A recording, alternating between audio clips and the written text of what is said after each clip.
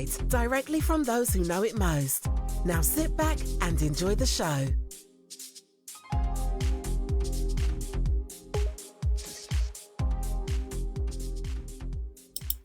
All right, what's up, everyone? It's Paul Apostolakis. We have Salvatore Cusmano.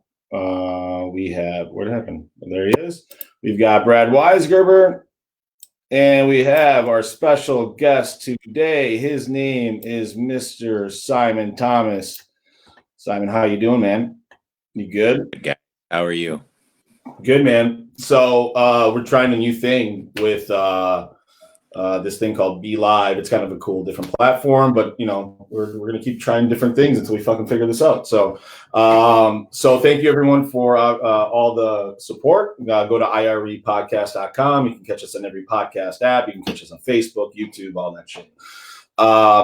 Happy what is it today? Wednesday at noon. People are probably eating lunch. We've got beards on Simon. I haven't seen you with a beard ever like that. And then Sal. Continuing on with the porn stash. How you feeling? I mean, what's going on with that porn stash, man? Are you just going to let it go? Oh, you're muted. Hold on. Let's unmute you. You're muted.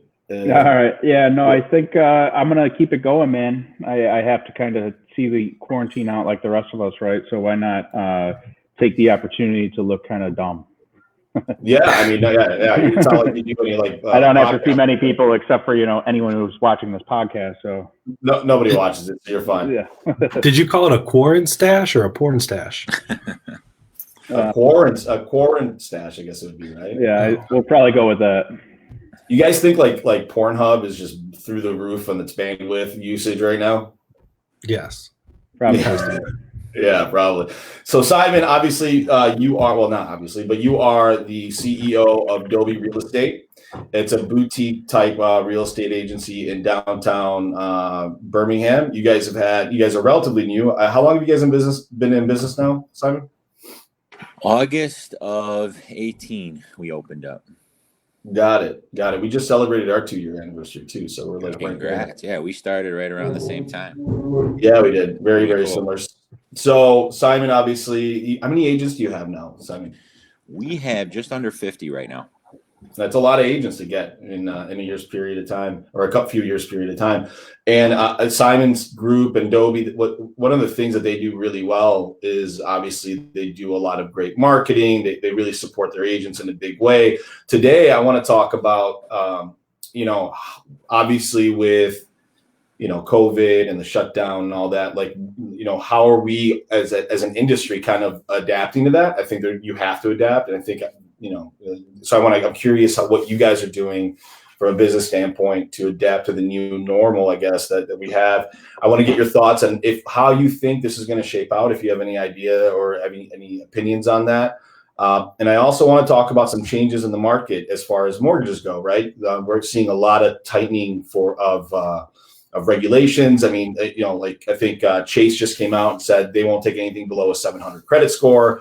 And I kind of, I want to talk about how that's going to really affect the housing market, going from here. But let's start with you, Simon. Simon, tell me a little bit about like what's going on right now, man. I mean, obviously things are kind of like all over the place. So I'm curious what you guys are doing and what your mindset is from a business standpoint. Yeah, I think the biggest thing to do when there's no playbook for what's going on in the world right now, and your first reaction when you hear news like this, back in mid-March, is to just, make decisions really quickly. And that's kind of like, that's like the natural, human nature. Just, you just do that. Right. We actually did the opposite. We kind of we stood still for about 3 weeks before making any major decisions. We closed down the office. Everybody went work from home, because safety's obviously number one, but we just kind of stayed still, and we wanted to see where everything was going to shake out. And then once we learned more about, what the government was doing to help, that was a lot of our time. Just kind of, my team was working really hard on that. And then we started making decisions like last week on what we wanted to do, because we knew what unemployment was doing. We knew what the stimulus, the CARE Act and PPP and that stuff was changing daily. It still is. Right. So we just kind of sat still for a couple of weeks and then started making decisions last week on some things. And really, it's the biggest thing with us right now is just keeping morale up, being on the phone with all of our agents every week, making sure that our staff is talking to everybody and not just myself. Me personally picking up the phone every day and having conversations with our agents, having conversations with other business owners. I mean, Paul, me and you have talked quite a bit, and I love, getting your point of view and what other people are doing.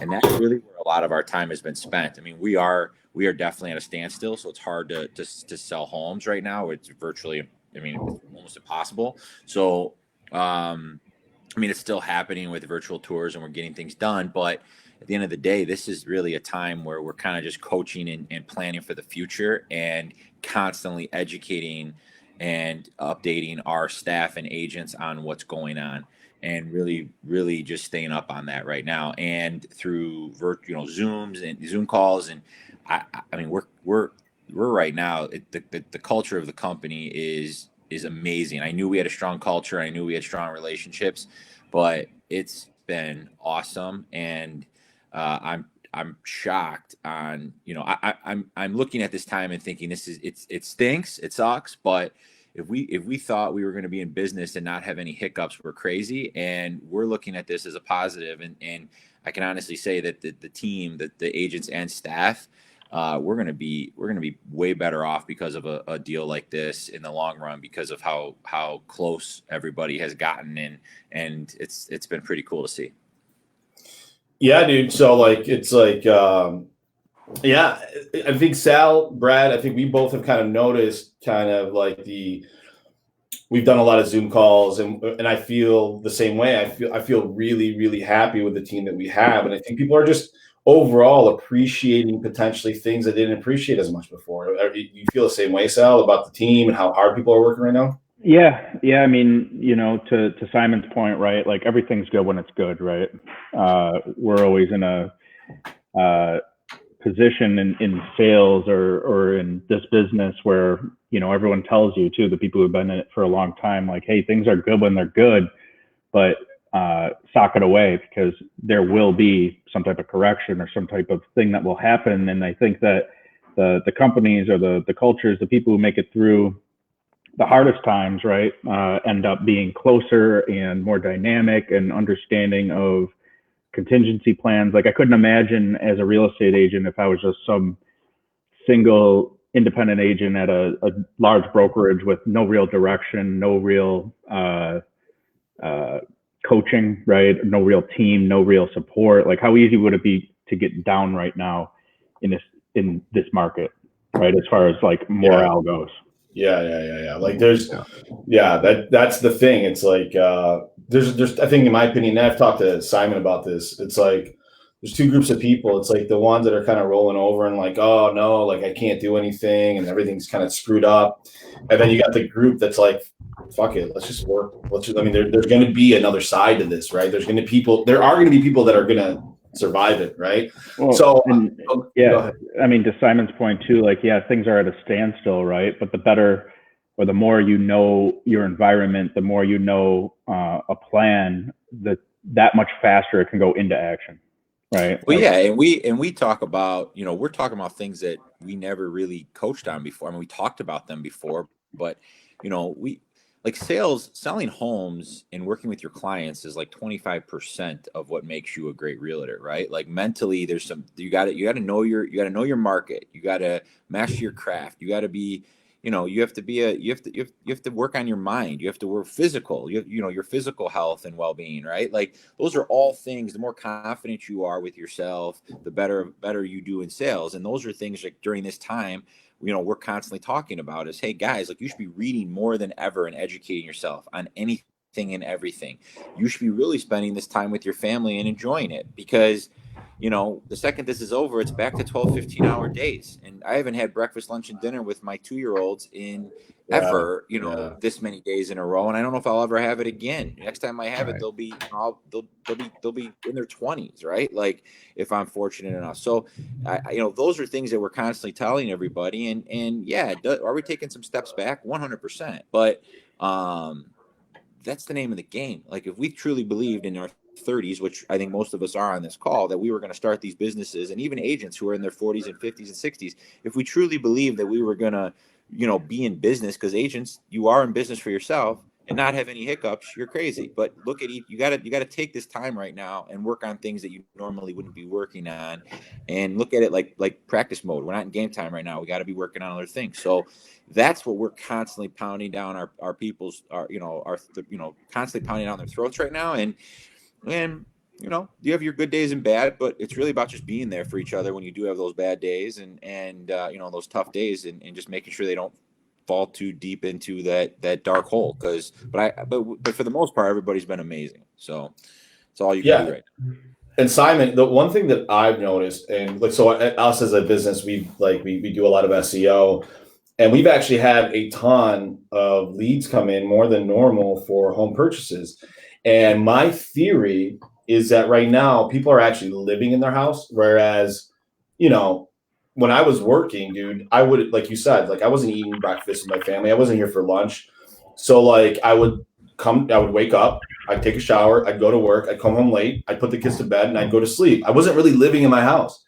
And I think a lot of people right now are living wherever their home is. And if they have an apartment or they don't like their house, they're kind of living in this situation where they don't necessarily like where they are, and they have a need. And I think if you're not living somewhere that you're comfortable right now, you have a human instinct that you want to have some good shelter. So I believe personally the demand for homes is still there. I don't know what you're seeing on your end. Yeah, I think the longer this goes is the bigger question. I mean, I think if it's a month or two, I think we will come out of this and be, okay. I just think the longer it goes, finances do come into play, right? I mean, you got Chase that's saying 700 credit score or better, 20% down, right? They're the biggest. They're probably the most conservative and biggest right now. And the longer it goes, do lenders start to follow? Do people stay unemployed and now they can't get that loan? I mean, that's all based on how long this thing goes. Now, if it goes longer, again, there'll be opportunity somewhere, somehow. But I'm seeing that, if we can still catch some of the busy season being now till September, and be up and running by June, I think I agree with you. And I also think that the government is stepping in and helping a lot of people. I think that the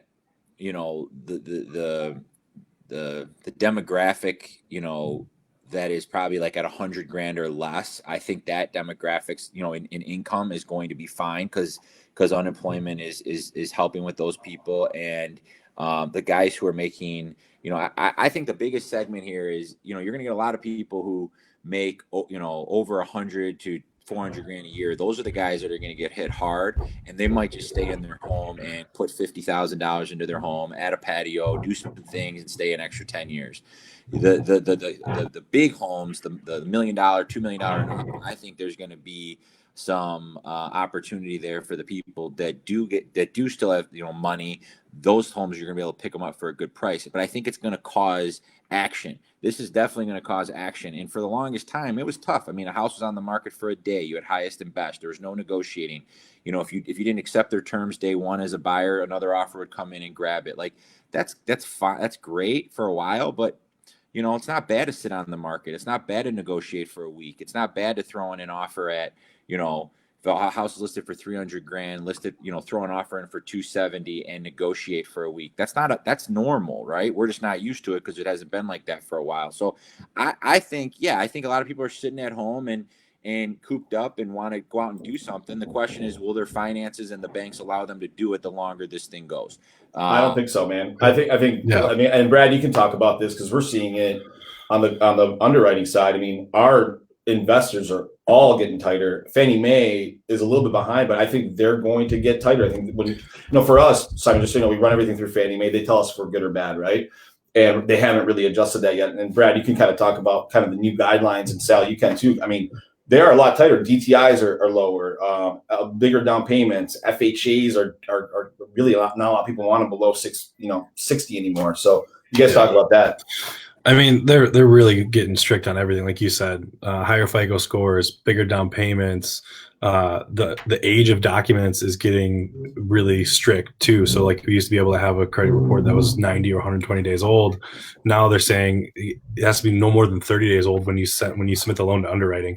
Asset statements have to be no more than 30 days old at the time of closing. So they really, really want to see the absolute most current situation of each borrower that they can see. And it previously wasn't like that. I mean, that's a really big restriction down where before, your asset statements could be 60, 90 days old at the time of closing. Now they're saying no more than 30 days. They want to see everything that's happening as much as possible before they're going to give you that money. I mean, with that being said, though, how could you even blame them, right? Like, I mean, no, you we're in can't a at all. lockdown. People can't work. People are getting laid off. I think that a lot of these restrictions will be peeled back, personally, after the lockdown ends, because the risk of potentially losing your job is going to be a lot less, right? So that's like one of the biggest things that I see is it's more of a factor of job loss, right? So they want to see reserves. Hey, do you have 6 months reserves if you're a first-time home buyer, right? Because those are the people most likely to not be able to make their payment. They're limping into the table already. But I think that personally, a lot of these guidelines will be repealed. But ultimately, what a lot of the big banks are doing, like Simon, I think, mentioned that Chase is requiring 20% down and a 700 FICO score. How many of these, mid-level lenders are funding through Chase, right? How many of them have a big Chase warehouse line, and does that apply to their overlays, right? Like how everything's going to essentially roll downhill from Fannie Mae at some point, I think, and a lot of people are going to follow their guidance, but they're probably waiting to see how this all shakes out before they implement any permanent guidelines or permanent overlays. I mean, no one likes to say no to loans or not do them, but where's the market on the back end, especially like these government loans, right? I mean, FHA and VA are subprime. I just talked to someone, we have to flip it, cut all our commissions to zero to even close it, just because it's like, hey, it's going to cost us FHA buyer $5,000 in points to lock in a 5% rate, or we do it for nothing. Which I'd rather than get the home right now, right? Especially when it's difficult, and those are the favors or the things that we kind of have to deal with right now to just get through it. I'd rather lose and money and close a client than be able to tell them no, you can't own a home, right? But ultimately, I think we're going to see a lot of things, and I think this industry is going to take a step backwards to take two forward with new implementations on technology and things of that sort. I mean, a VOE, a verification of employment, which we have to do on every single deal now, typically within 24 hours of funding, is like mind-blowing how hard it is. It's absolutely insane that, there's not some type of system. I mean, the work number is like, I hate dealing with the work number, which most people verify through, right? But it's it's not updated. It's only as reliant as the employer updating it. We need this, we need that. It's like, it's insane. I get it though. I mean, who wants to lend $300,000 to someone who just got laid off? Right. But at the same time, I think you're right. I think it's going to get tighter though before they get repealed. I think things are going to get worse and worse and harder, and they're going to want more and more stuff until this lockdown. But once lockdown's over, I think you will slowly start seeing them get pulled back. But I think we haven't seen the worst of it yet.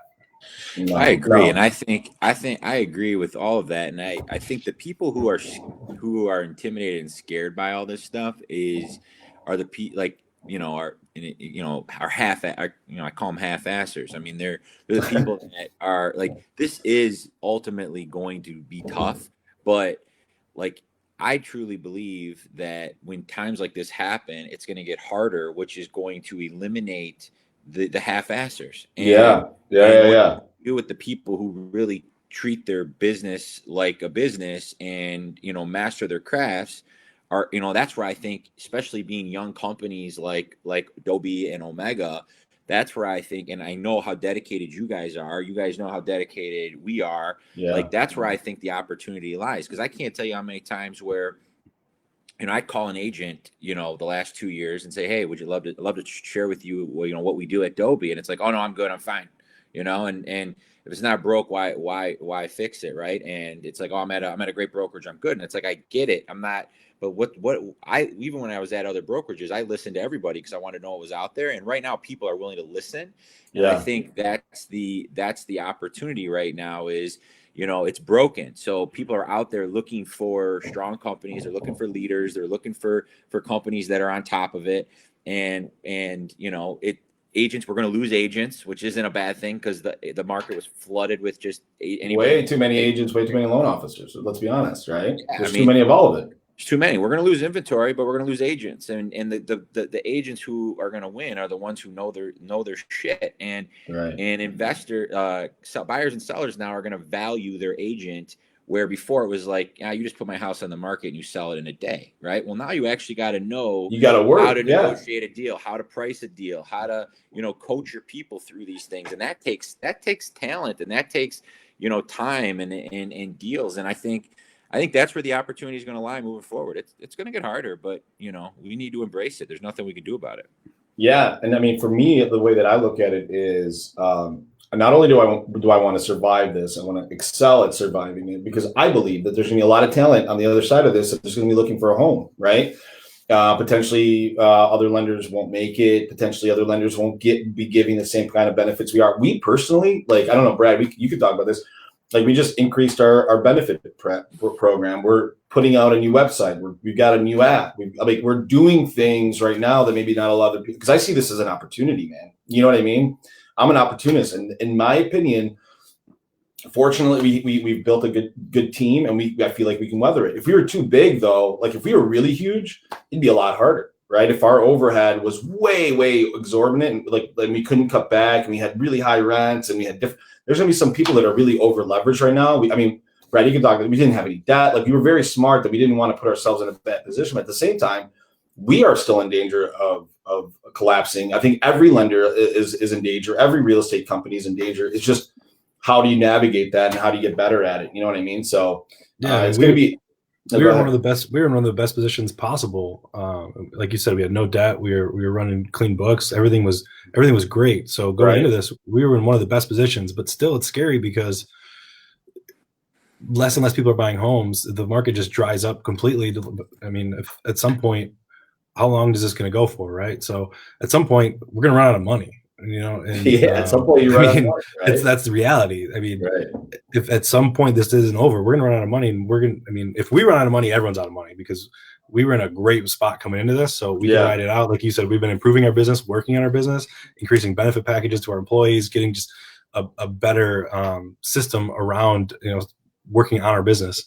And if we run out of money, we're in a bad spot. Honestly, though, but how much ink is in that cartridge in the Federal Reserve, right? How much money are they going to print to keep us afloat? Because that's really the be all save all right now, right? Is, again, if it wasn't for them right now, the world would be burning. You know what I mean? They're like, hey, we're going to give you all this money, and then people are like, okay, I feel a little bit better, but you see all over Facebook today. Got my stimulus check. Got this. Other business owners are getting their PPP loans funded today, tomorrow, next week, whatever. These are huge safety nets for a lot of people. Especially small businesses, which a lot of people work for, right? And I think that's going to be our saving grace if we get, as a country, get through this. We're going to look back at those stimulus packages as probably the things that got us to the next level, right? Because like you said, it is a business. We don't have unlimited funds, but I can't see this, and knock on wood, right? But I can't see this lasting to a point where we're not going to be able to do business. Business will have to happen, right? And at least on the lending side. Well, we can refi. We have refis too, right? So people aren't buying or selling. At least as a mortgage company, we can survive. But there will be ways that real estate agents will figure out how to sell homes even if they can't physically show them. Yes, I mean, I'm seeing people selling houses, right? I mean, I see like people closing, but they're like few and far between, to be fair. But what if you were a real estate agent today and you were one of the best, to be fair, what would you be working on right now? Would you be working on creating a pipeline of people? Would you be getting ready for listings, people that want to list when everything changes? Or would you be working on buyers that want to buy? Where would your effort be at right now? I'm telling my people, whoever's making the most phone calls right now is going to win when this is over. I would be I'm doing it now, but as an agent, an owner of a company, it doesn't matter. I think that you need to be on the phone and calling your whole sphere of influence. I think anybody you know, you need to be calling and not asking for, hey, do you know anybody looking to buy or sell a house? Like, that's not what this is about. And it's just calling to see how they're doing, what's going on, what's going on with your work. Do you need anything that, how you feeling, right? Like, how are your kids? And I think that, we have, let's say we're locked up for 2 months. I mean, if you can make 10 or 15 calls a day, and take that hour or two a day to make those calls. I mean, people will never forget that. And at the end of the day, this business, sales, real estate, mortgages, it's relationship based, right?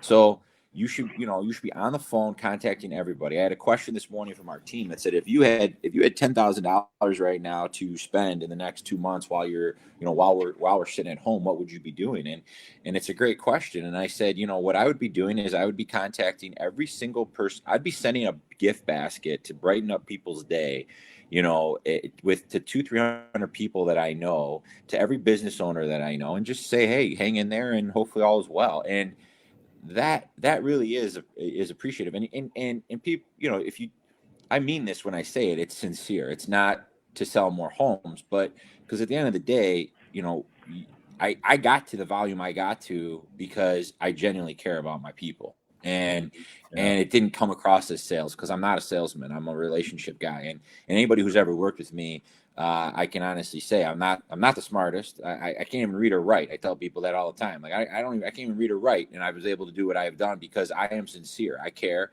And when you make those calls and they are sincere, and they, and you really are checking in on people, it's a big deal, because this really isn't about selling. There's nothing to sell right now. This is about building relationships and making sure everybody's okay, and you can be there for anybody that needs you, Yeah, Monica has said, generating lead flow referrals is more important than ever now. Quick, easy tools they can use to qualify and know where they stand. I'm glad she said that, because we came out with something called the Omega Vault. So if anybody wants to figure out if they qualify or if they want an actual financial tool to help them, that will help them. But I think that's important right now. I think offering people the opportunity to help themselves right now, put themselves in a position to be able to move when it's time to move, I think is really important. And I think if I was a real estate agent, I would want to create a pipeline of people, as many people as I could, that are interested, or just everybody that I'm talking to, right? And you hit the nail on the head. Like, all I do all day now is I make 1,000 phone calls a day. I'm always on the phone. Before I know it, it's the end of the day, right? I'm just trying to talk to as many people, getting as much information. I want to understand what's going in the market. But I think if people are just sitting around watching TV all day, I don't know.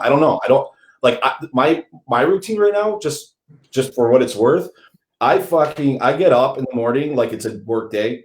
I take a shower like it's a work day. I go up to my office like it's my office, and I get to work. I told the wife, this is my work hours. You got to handle it. And she does. She's been amazing. Not everybody has that opportunity, but what I'm saying is you got to treat your days like work days, because you can't just be, watching Pornhub all day and think you're going to get ahead, right?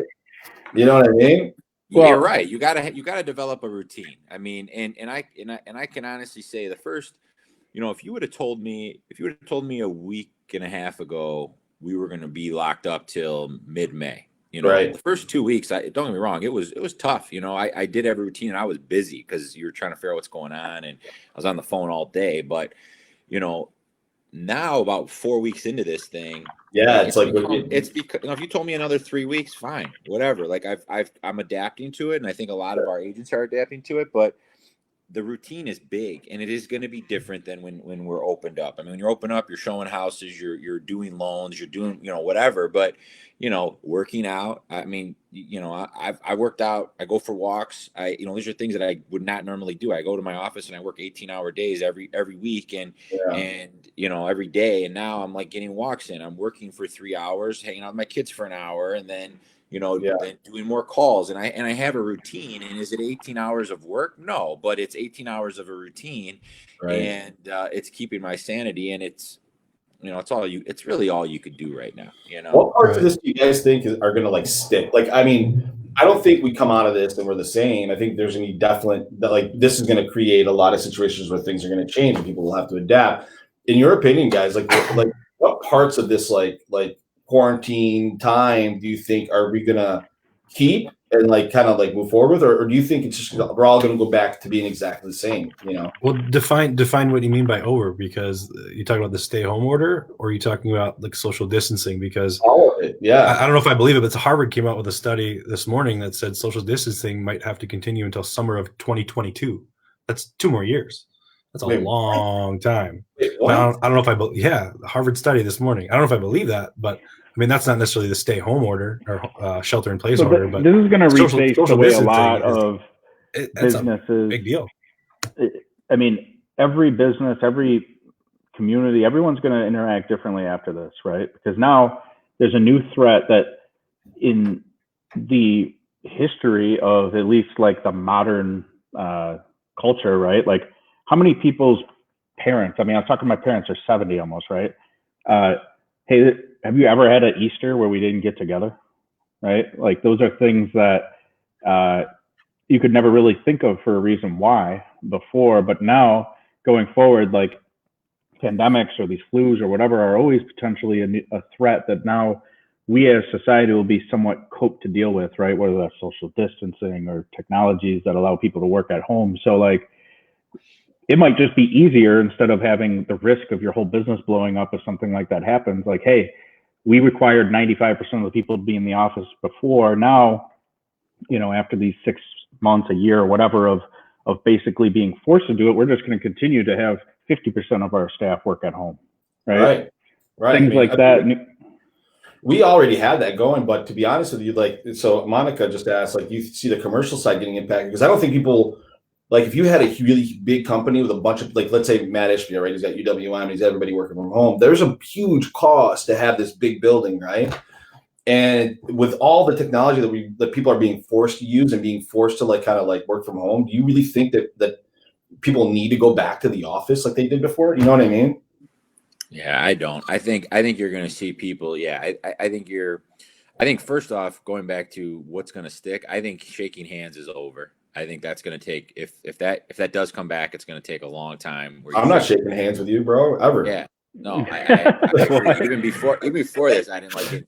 I wouldn't shake Paul's hand. Yeah, I'm an energy guy, and I got bad energy from you, Dave. Yeah, bad juju for me. Yeah, so yeah. I didn't, from 2 years ago. Yeah, I got it. But no, I mean, I think that's a big deal, and I think companies are surprised on how efficient they are working from home. And right, why do you need if you have an office with 100 employees, like, why do they all need to be in the office all day long, right? Like, can you rotate and they work certain days there, and now you go down to half the space? And I think my neighbor is actually, he's a consultant and he travels a lot, and he's like, to be honest with you, we don't need to travel half the time. We could, we never really use Zoom, and now we can get on and do these meetings. I travel for 2 days, don't see my family for an hour meeting. Like, he's like, you really need to do that when I can get on my computer and meet them face to face and save that money on, the $4,000 it cost my company to send me there. So I think you're going to see stuff like that change. I think look at our podcast. Like, we don't have to like go to a studio. I don't like. We're all at home. We're communicating. We're on video. We're going live. People are watching it. Why do we necessarily have to go into a studio and do the whole thing there's certain things that, You know what you're going to see, I think, is a new criteria in home search, right? Home office. Because, is there a room to have an office? Right. Yeah. I can work from home. I can work remotely now. Right.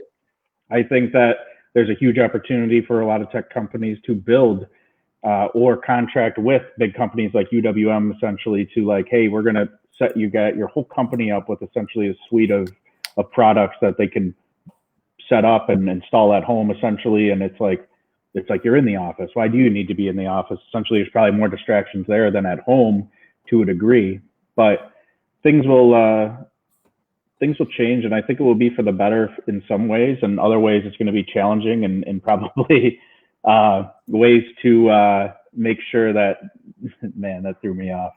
But but yeah, well, there's going to be a lot of challenges that come from this, right? But everything is a task that we can complete if people figure it out. So I think, you know, now's the time to start thinking probably even what you're doing with your own life, right? Like, are you happy doing what you're doing right now? And now that things have been shaken up and, you know, potentially you've gotten laid off, like, do you want to go back to do that?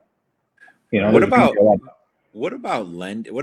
the lender side, like, you know, these closings, like, you know, you come to my office and we have closings all the time, and you have two families pile up in a conference room with, you know, there's 12 people in this little conference room, you know, and now that we've been closing deals remotely, but a lot of lenders aren't set up for that. Like, do we really need to be in person for these closings? What are you guys seeing? What are you guys seeing with that? I know the title company needs to be set up, the lender needs to be set up, but do you see face-to-face closings? I mean, that's a lot.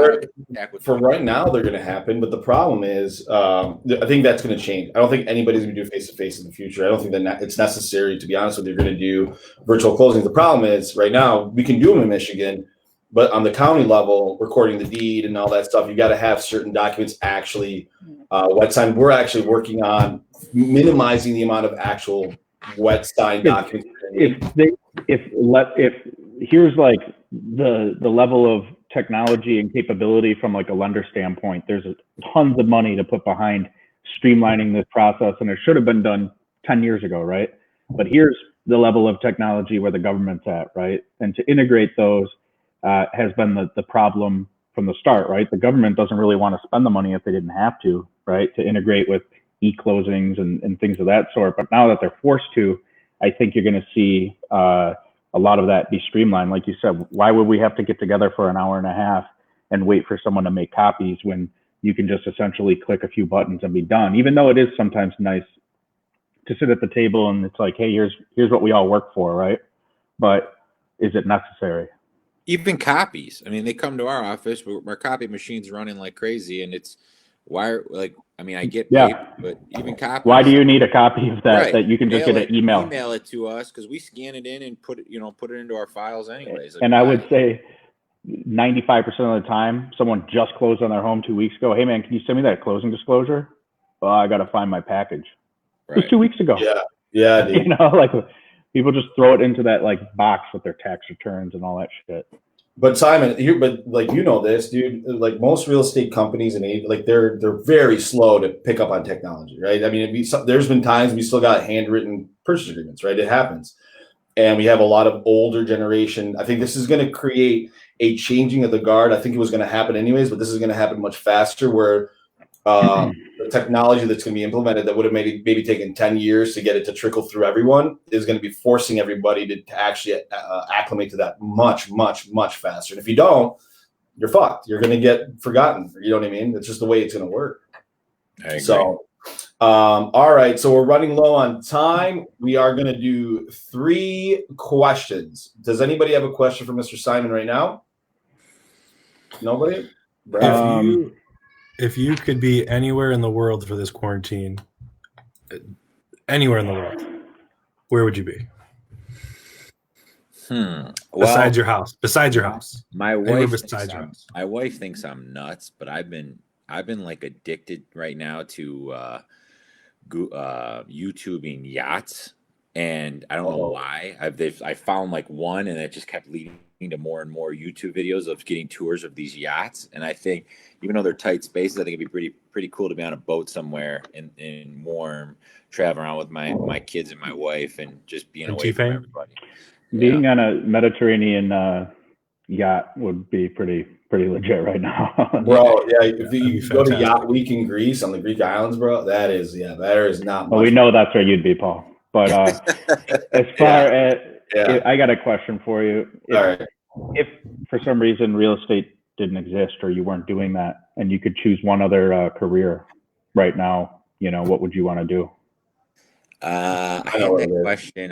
We had a call this morning with our team, and I had that question get brought up. And I can honestly say I've never saw myself in any other industry since the first day I got into real estate 9 years ago. I knew I was going to be in this industry for a long time. But if you put a gun in my head and said make a decision, you have to do something else, and not knowing which way the world's going to go. I would probably want to get into something that's a little bit more future driven, whether it's energy, artificial intelligence. I don't know, but something like that is totally off the wall, different. That's probably where I would go with it. I would explore totally different industries. I wouldn't get into insurance. I wouldn't get into finance. I mean, those are very similar. Mortgages, we're all kind of in the same boat. You don't want to do mortgages, bro. I mean, but every guy I know, which I have a ton of friends in all of those industries, are all saying you don't want to do what I'm doing right now, right? So everybody, I think just doing something that is so future, that's going to be in everybody's lives in the future would be where I would. What do you think is going to be in everybody's lives in the future? Like autonomous cars would be cool, right? Yeah, I mean, I don't know. I really don't know. I honestly, I have never thought about it. I mean, the second you can't really think about the future, right? I mean, other than potentially making a bet. And the second this happened, it wasn't like, oh my God, I got to get out of this industry. It was, oh my God, I got to get more. I got to dive further in because there's going to be a lot of action right now. And the question was more along the lines of like for me, I'd be like, yeah, I'd open up a little pizza shop on the beach, right? Like something that you'd enjoy doing. But yeah, I mean, you got the mustache for it. You never want to work for a golf course because then you can't golf. If you enjoy drinking, you don't want to work bar, right? I mean, you're going to be sitting in that pizzeria staring at the beach thinking, I can't even go on. It's going to be torture. Yeah. But I want to be the dude that walks the beach with the coconuts and the B-52 and just gets everybody fucked up. Or like a bullfighter. A bullfighter would be cool. A bullfighter? That'd be pretty sweet. Fight a bull, dude. You're not nimble enough to fight a bull. You would get smashed, dude. Man. You stick to golf. You are a good golfer, though. We got a quick comment for you. Safe said, Simon, given this quarantine, it still seems like you're making your hair. Is that a true statement or is that natural? I'm still what with my hair? Making your hair. I'm just reading it verbatim. Making meaning doing my hair? I guess, yeah. No, this is a lot. This is not a lot of work, but it is. Yeah. I'm still making it. I don't know. I've never heard making my hair before, but it's poor grammar, dude. It's very poor grammar. You're manufacturing wigs. Yeah. Last question: If you could be in one country right now other than ours, where would it be and why? Man, that's like the same question, Brad. I guess you're right. No, let's do something different. If you had to rename your company something else, what would it be and why? Thinking of our company name, it took us. I know it's tough, dude. It's tough. I'm not big on like the normal names like Omega and Signature and things. Fuck you, dude. We were this close. We were this close to being pure. We were this close to being pure lending. And Sal woke up one morning. Then the very next day, we had bought the domain, and he calls us, and all of us, we were having a call, and he goes, "Guys, it's pure shit. We're not going to be pure." So we didn't do it. We're into things that have just something that has meaning. I honestly, that's a tough question. It took me. It is a tough question, actually. It is. Listen, man, we really appreciate you taking some time out and talking to our audience and spending some time with us. You are one of the smartest people I know, and you do have a really good company there and a really good real estate team. So congratulations on your success, and I really hope you make it through this. Thank you. And I'm just glad. I'm glad that the 15 other people said no to this, and I was able to get on this show. You were literally the first text you gave me was, "Hey, bro, you're the first person I'm asking. Would you like to be on our podcast?" Yesterday, you asked me. I'm like, if you lead with you're the first person I've asked, I'm pretty sure I'm the last person. That's serious. Hand to God, you're the first person. Nobody else. Honestly, Paul and Sal and Brad, like I love the fact that we started at the same time, and we're all grinding together, and it's really cool to see. And a year and a half ago, we all I remember talking to you guys for the first time when you walked into my office, and And you talk to people every day, and people walk in your office every day and talk a good game. But I think that what you guys are doing and how hard you guys work, we DOBI and Omega, we align, we believe in the same things, and these types of moments are going to be really cool when we're older and talking about them. Like we lived through the virus. I mean, that's going to be something we talk about, and I mean this when I say it. You guys, I'm rooting for you. You guys, I know you're going to be fine, and we're all going to be fine. And you guys have an unbelievable company. It's really cool to see. Likewise, man. Likewise. A lot of respect both ways, man. So God bless you and your crew. Everyone, thank you so much for listening. If you have any other questions or comments, obviously go to irepodcast.com. You can go to our Facebook page /IRE podcast, all that shit. So love you guys. Be good. We'll talk to you soon. Thank you. Thanks, guys. All right, guys. Bye-bye. Bye.